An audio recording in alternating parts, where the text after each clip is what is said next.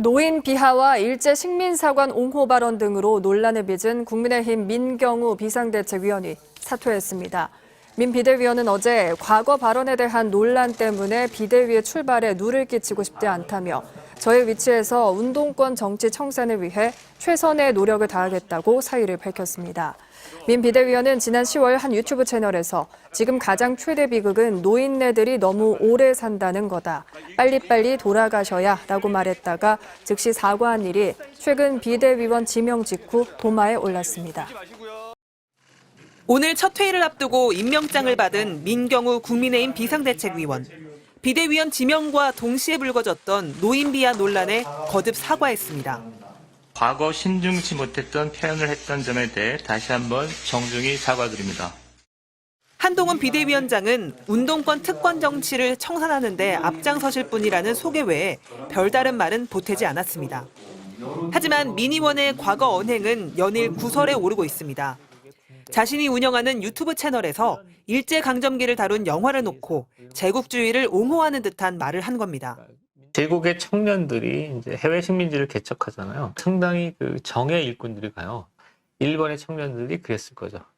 독립운동을 다룬 모든 영화들에서 일본 청년들이 조선인들의 해방 투쟁에 부끄러움을 느꼈다고 나오지만 그렇지 않은 경우도 많다고 했습니다. 임진왜란 이후에 한반도나 대륙이나 이런 것들을 경영하려는 거대한 구상을 생각하면서 청년들이 적극적으로 진출했던 건 있는데 지난해 9월 MBC 앞에서 열린 보수단체 집회에선 지나가던 한 시민과 욕설을 주고받은 사실도 드러났습니다. 돈을 하나 줘봐. 내 감옥 간다.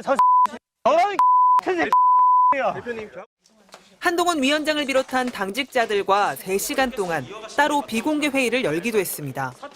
식민지 근대화론에 찬성하시는 입장이십니까? 이거 그동안 언급에 대해서 좀 반성하고 계신지도 알고 싶습니다. 결혼과 출산의 주된 결정권자는 남자라는 글을 SNS에 올려 논란을 불렀던 호남 대한포럼 대표 박은식 비대위원의 다른 게시물도 도마에 올랐습니다. 박 위원은 병역 혜택 강화 등을 주장하는 과거 SNS 글에서 전쟁에 지면 집단 성폭행이 벌어질 거란 과격한 표현으로 페미니즘을 비하한 사실이 알려지자 계정을 폐쇄했습니다. MBC 뉴스 조희원입니다. 한동훈 국민의힘 비상대책위원장이 비대위원으로 지명한 민경우 수학연구소장. 지난 10월 한 토론회에서 노인 비하 발언을 했다 거둬들였던 일이 알려졌습니다. 그러니까 지금 가장 최대의 비극은 노인네들이 너무 오래 산다는 겁니다. 빨리빨리 돌아가셔야. 죄송합니다. 논란이 확산되자 민 지명자는 586 운동권을 비판하던 중 젊은 세대의 역할론을 강조하다 나온 실수였다며 고개를 숙였지만 대한노인회는 비대위원직 즉각 사퇴와 한동훈 위원장의 사과를 요구했습니다. 또 다른 비대위원 지명자인 박은식 호남 대한포럼 대표는 과거 페이스북에 정부의 저출산 정책을 지적하며 결혼과 출산의 주된 결정권자는 남자라는 글을 올렸던 사실이 드러났습니다. 민주당은 박 지명자가 이승만 복권을 주장한 적도 있다면서 망언 제조기라고 비판했습니다.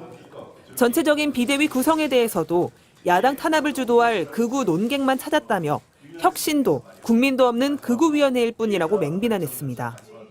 국민의힘은 민주당을 비판하면 극우 프레임을 씌우냐고 반발했습니다. 민주당은 정치개혁의 아이콘으로 등장한 한동훈 위원장의 비대위 체제가 두려워 트집부터 잡는 것입니까? 국민의힘은 내일 당원대표자 회의를 열어 비대위원 10명을 추인할 예정입니다.